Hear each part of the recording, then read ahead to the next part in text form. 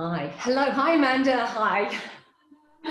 Amanda and I have been getting together and talking about women's health and Pilates and gut health and things like that. And we've been having some fabulous conversations.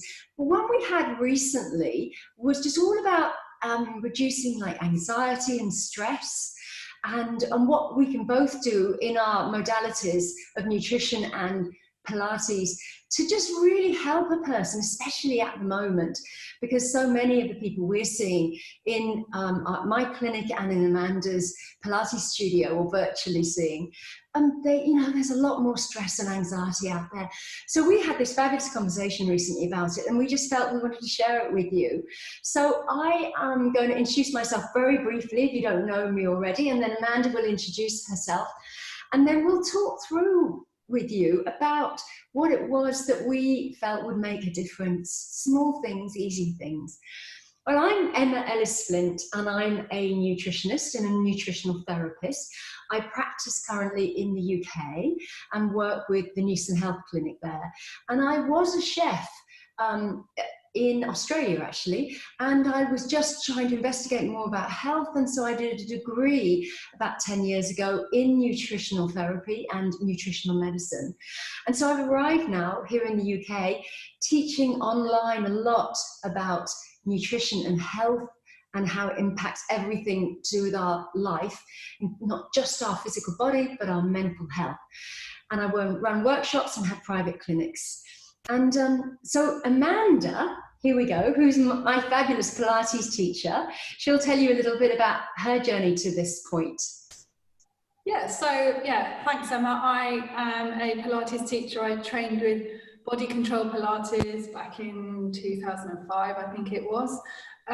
So I teach one-to-ones and small group classes, and it's very much about getting people to move in a functional way that they can incorporate that into their everyday life. So it's not just about coming to that class once a week and then you forget it the rest of the week. So you really incorporate that into just your everyday, as you go about your everyday life. And I find that a big demographic of my clients is the kind of perimenopausal, menopausal age. Like Emma was saying, particularly now, there's an even added layer of uncertainty, which leads to anxiety and just feeling generally a bit overwhelmed. And equally with the food, with the movement, it can be just as good for your mental well-being as your physical health, just to keep that movement practice going. Yeah, absolutely. And that's the other thing. That's exactly right, Amanda. We were sharing both of our perimenopause journeys, and I'm now in menopause, and we were just sharing our experiences and just how that added layer, it just exacerbates the situation sometimes. And then now that we're in the COVID world, there's a lot of people wandering around just very nervous and anxious. Let's begin. I was just chatting with you, Amanda, about what helps. So when someone's a bit anxious or stressed, that actually upsets their digestion.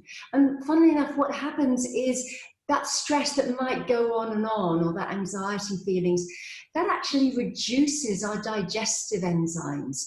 So the mental stress or anxiety actually reduces the digestion going on in our gut. And what is really helpful to do is enhance that digestion. And the best ways of doing it is through perhaps sprinkling some apple cider vinegar on your meals, or having even a little tiny shot, like 10 mils of apple cider vinegar before a main meal. That really stimulates the digestion, gets the digestive enzymes going. I'm making my own, are they? There they are. I'm making my own apple cider vinegar at the moment. I know. And I made some just the other day. And I'll actually be showing everyone in my fermented food workshop how to make apple cider vinegar. But apple cider vinegar, or vinegars, generally stimulate the digestion. So does lemon and lime juice. So does herbs, fresh herbs, dried herbs, spices. But also chewing. The action of chewing is incredible, because the action of chewing, not only does it stimulate your digestion and makes the gut function better, But chewing is relaxing. Action of chewing your jaw is profoundly relaxing. So we want to chew more and be calmer at the table when we eat. So I think that's one of the tips I would definitely share with people. That's really not quickly rushing your food.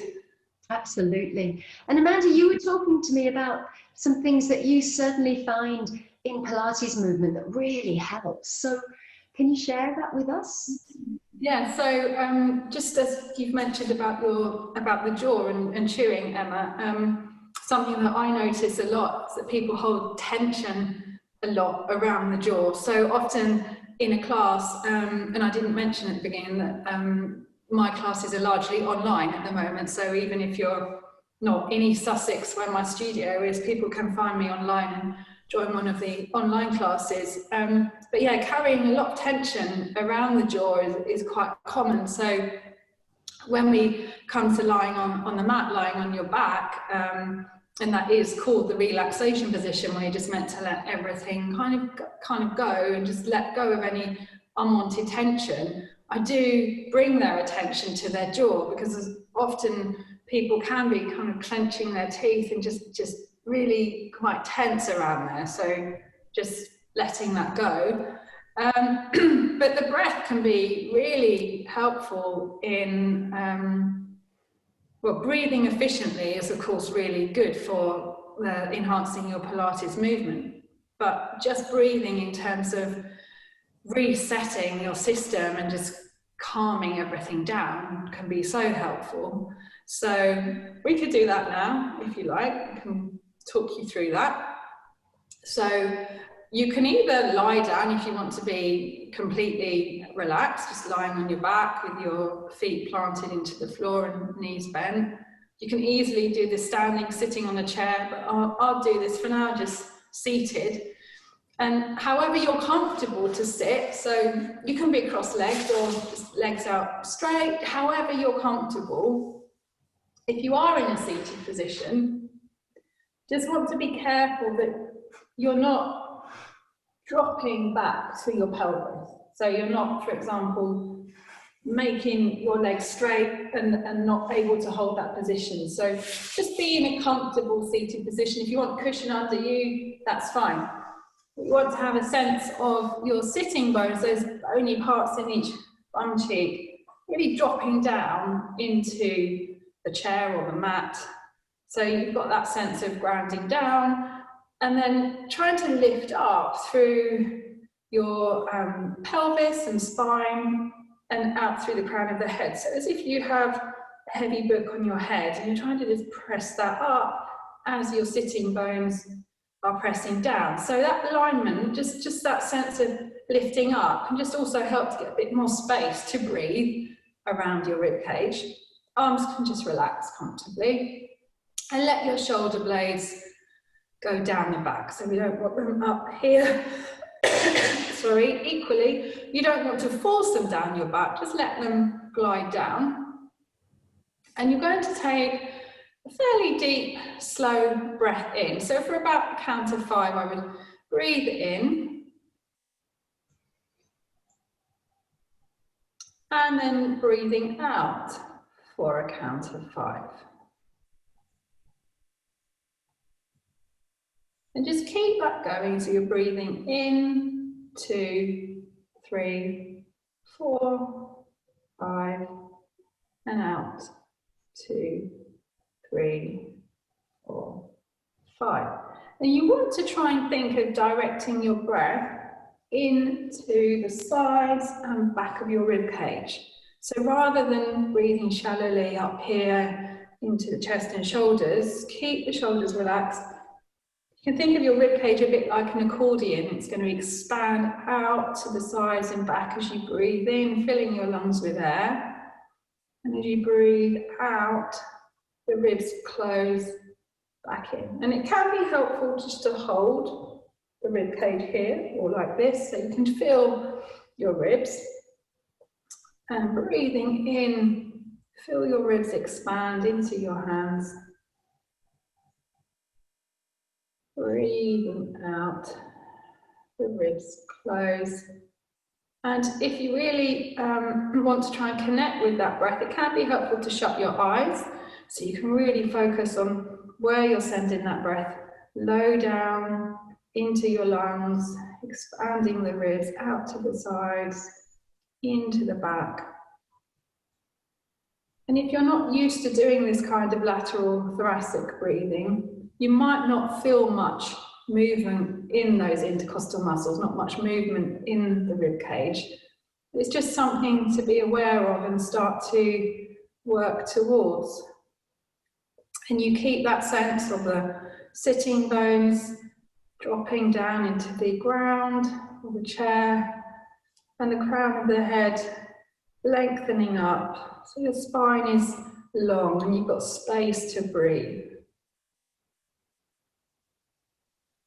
And I'm not even thinking about any of that core stability stuff, but naturally, as you breathe out, you might start to feel your abdominals engage, drawing in towards your spine. But this can be really calming just to sit, stand, or lie down and breathe like this. And it's an efficient way of breathing, so you really get the full, using the full volume of your lungs to get that expansion around the ribs. Gosh, Amanda, that's absolutely fantastic. I'm just doing that with my eyes shut. Yeah, I can see. Wow. And it was just, oh, I already feel so much more relaxed. Yeah, it's really simple, isn't it? And it's so simple, but I always forget to do that in the day. Oh, I'm going to do it. I say to people, you can easily do that. Literally, like put the kettle on. You're waiting for it to boil. Just stand there, shut your eyes, and breathe. Don't worry about what anyone else thinks. They'll probably be thinking, I want to do that as well. They're just really helpful to reset. Yeah, that's fantastic. Thank you. Thanks very much for that. That was, gosh, just in that moment there when I was closing my eyes and breathing and I was feeling my ribs, I felt calm. Yeah, I think it's your voice as well. I wish you could feel me all the time. Mind you, I guess we've got very stressful lives. Sometimes it ebbs and flows, and I know you have. You've got kids at school, you've got elderly, aging, like parents to look after.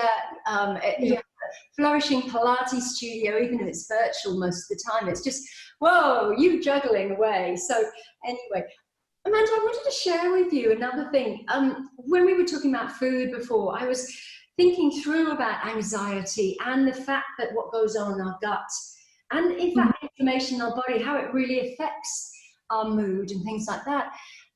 What I've read in research and I've seen in my clinic as well is that eating generally anti-inflammatory foods, which is a big sweeping statement, but that really affects our mood beneficially. And I've actually seen research now on humans, not just rats and mice, on humans that actually back this up. Eating anti-inflammatory foods. I've got a food and mood workshop on World Mental Health Day coming up actually very soon, and I'm really going to hone in on this. But I wanted to show you one thing, and I think you might have tried these snacks before. These are some of my favourite ways to get anti-inflammatory foods in. And these are the kind of, they're nut seed lentil balls, and they're a bit too Moorish. They're probably really good. And sometimes what I do is I even flatten them out and I make kind of vegan like patties with them, and I fry them, and they're like my vegan burgers. But they're really good. And what's the basis of that, Emma? Basis is seeds, lots of seeds. So the anti-inflammatory oils and seeds are there. But also there's lentils in there, and lentils have fibre in them, soluble and insoluble, and they help the gut do its job. And funnily enough, if the gut's got plenty of fibre, gentle fibre, soluble fibre, as well as insoluble fibre, it's going to function better. And if it functions better, then actually that reduces the inflammation throughout the body, not just in the gut. It's quite a profound thing and really beneficially affects our mood. And then there's protein in here, and our brain health is, as well as our whole body health, enjoys protein. There's other nutrients in here, minerals in here like zinc, which actually are important for our brain health as well. So, you know, they're just one of those snacks that I know are going to tick that box, absolutely tick that box for health. chocolate anti-inflammatory? Is chocolate anti-inflammatory? Oh, well, it's funny you say that. I remember your amazing dark chocolate balls. Well, actually, all right, if we're on that subject, that's my food and mood workshop. We're going to be making these very intense dark chocolate balls. But I made something the other day, which is a fig and ginger slice. Oh, that's my favourite, Emma. Oh, good. I wish you were with me, then you could eat it. And this fig and ginger slice, I make it because it tastes sweet. But the thing with it, the reason I make it is because it kind of communicates to your kind of taste buds that you're eating something sweet, but it's not got whole heap of sugar in it. So let me try and show you up on the screen. That's the ginger slice. So the fig and ginger slice is made with dried figs, and it's got fresh ginger in. Ginger's great anti-inflammatory in the gut. Then it's got pumpkin seeds, which have got the anti-inflammatory oils in them and the zinc in them. Then it's got almonds in them, which have oils, beneficial anti-inflammatory oils in. But they also have, for instance, vitamin E in them. Vitamin E is fantastic and like a free radical scavenger. And so it goes on. I'll be talking much more about this in the workshop. But I thought that I would point that out to people, that eating an anti-inflammatory way is really beneficial to our mood, and it actually can help enhance that mood. It's good, it's important. But Amanda, what about kind of tension? You talked about the breathing. If there's anything I do, kind of just simple exercise I can do in my body to kind of get rid of any tension, or what's a favourite one of yours? Yeah, so well, there's so many Pilates exercises that are great for that, whether you've got shoulder tension, lower back, so I can be very specific about that, but just generally, like you were saying about the importance of anti-inflammatories and how that can help to improve your mood, I think just moving your body is so great for improving that feeling. And you might be feeling a bit sluggish and thinking, oh, I really don't feel like doing anything. And especially on a day like today. So I've just gone and taught an outside class at Bedgebury, and in the pouring rain, I had so many messages this morning going, are you cancelling? I think they were hoping in a way that it would be cancelled. So, no, come on, let's do this, let's get out. And interestingly enough, I think I had the largest numbers in a group that I've had recently. So I think that's really surprising. Yeah, but wrapped up in layers and waterproofs, but just getting out there, in the fresh air as well, but moving your body, just you get this sense of energy, and it doesn't have to be anything particularly vigorous or high impact. So there's a really nice one called spine curls. I'm just going to move that down so you can see the mat. So a spine curl, you want to be lying down on the back. You can see me okay here, can't you? Yes, I can see you fine. So feeling your weight through your toes, not just the heels. So if your feet are too far away, you're not going to feel that weight through your toes. So you want to bring the heels in towards the bottom a little bit. And then just making sure that you're not going into a tilt with your pelvis and losing your lumbar curve there. You want to feel your tailbone on the mat, but your lumbar curve is still here. And you might need a little cushion or a towel just to lift the head. You want to have your chin parallel to the floor. And feel your shoulder blades again, not forcing them, but gently gliding them down the back, and your arms relaxed at the side of you. So this is the relaxation position that I was referring to, and it's actually quite nice just to lie in this position, feeling your thigh bones dropping down into your hip sockets, letting go of any tension around the knees and the thighs, and just taking a moment to do that breathing that we did there. So you're thinking of the breath coming through the back and sides of your ribs, like you're sending that breath down into the mat really, and just really let all that tension just melt down into the mat. But your spine curl is just really getting some movement through your spine. You start with the pelvis tilting, so you feel your lower back lengthen and imprinting that lower back in towards the mat. And you just continue to work your way up your spine, bone by bone, and you are keeping your ribs connected to your waist. You just don't want to just let the ribs flare up, but keeping that control there. And you come up, take a breath, and then as you breathe out, really try and soften down through your breastbone, and you work your way back down your spine, bone by bone. So you're coming back through your lumbar spine, not forgetting your pelvis. So it's very easy to just leave it there, but you haven't gone all the way back through to neutral pelvis. So you come through with your sacrum and the tailbone drops right back. So I'm back to that neutral where my lumbar curve still there. So I would breathe in and breathe out. You go through that tilt and you peel that spine off bone by bone, taking a breath at the top, shoulders nice and relaxed, jaw relaxed, no tension in the neck. And as you breathe out, just feel your way back down through your spine. And what can happen is the back of the legs, the hamstrings, get a bit crampy and start to overwork. So if that happens, you can just bring your feet a little bit closer in and think of the toes pushing away from you along the mat. So it's just a sense of mobilizing the spine, a bit like a wave-like motion coming up. Breathe and then breathing out, coming back down through that, all the way back through to your neutral position. Fantastic. Spine curl. Gosh, I could almost feel each of your spine bones, or whatever they're called, but moving onto the mat. It was like almost your own massage there. Oh, yeah, gorgeous. yeah. Really, really, really good, Amanda. Let me move this. Oh gosh, let me move this slice out. Pass it to me this way. I wish.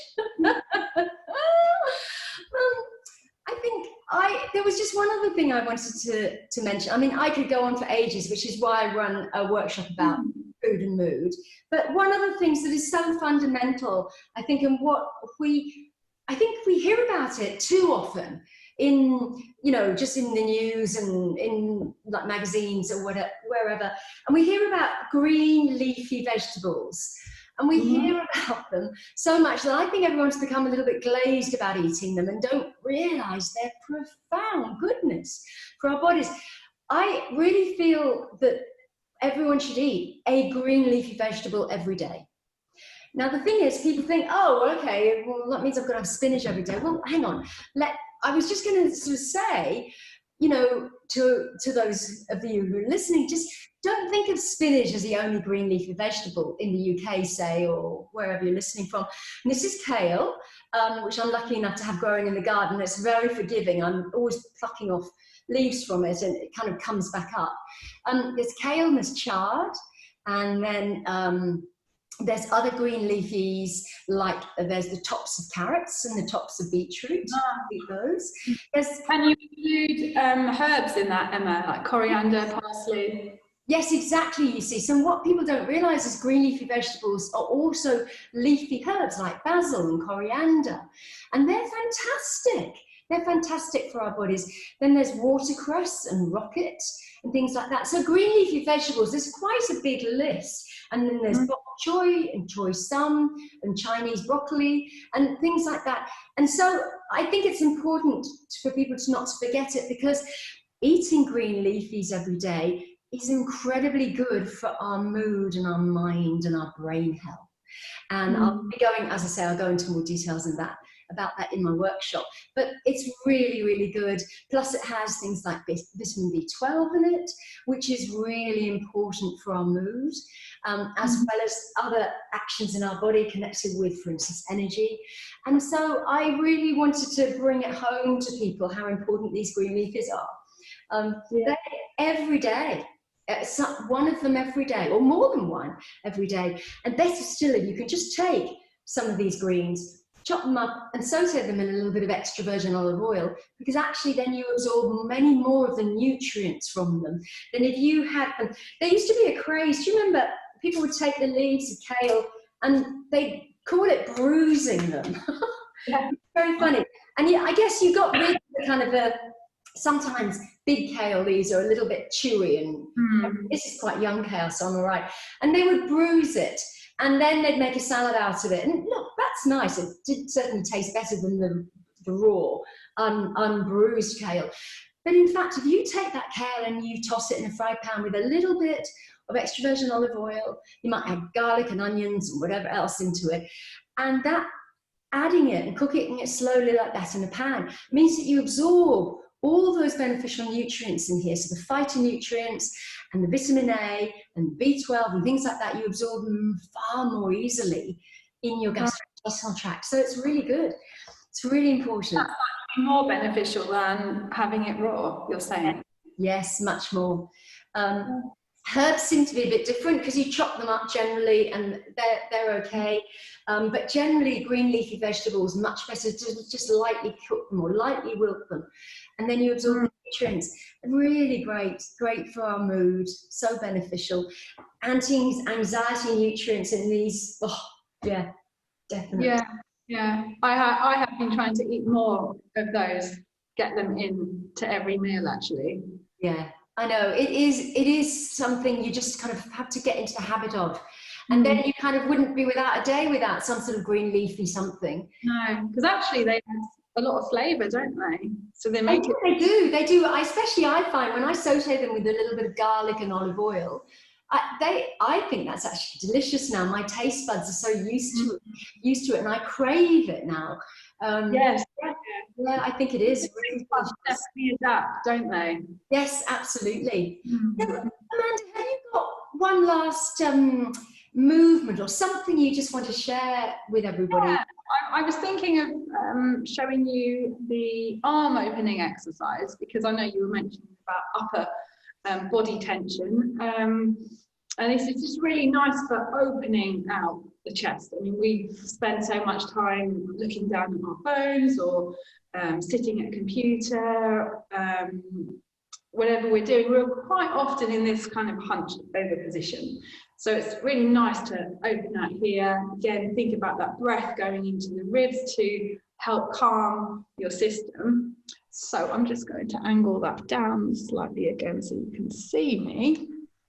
So I'm going to demonstrate this using a little head cushion, because you want to have that good alignment. So you can just use anything you have to have your head lifted here. And then you want shoulder over shoulder, hip over hip, so just making sure that you are in that good position for the pelvis and spine. The knees should be bent about 90 degrees in front of your hips. And then you bring your arms out in front of you here. And just be careful that your shoulders haven't crept up to your ears. You want to draw them again down your back. So as you breathe in, you're going to reach this top arm out and up. Your head is going to stay heavy and it's just going to roll to follow this hand. So as you breathe out, you're reaching long through this arm, you're opening across the chest, and I can really feel that in my thoracic spine and across the chest here. And when you need to breathe in again, you then float the arm up, and then breathing out, you bring it back down. So I would really try to breathe deeply and slowly, like we did at the beginning. And you're not aiming to just drop this arm down to the floor behind you. It's more a sense of really lengthening out this arm from your shoulder, so you're getting as much space as you can in here. And if you could try to keep the knees together, hip over hip, you're going to get this bit of spinal rotation in there as well. So it really helps to open up that space there.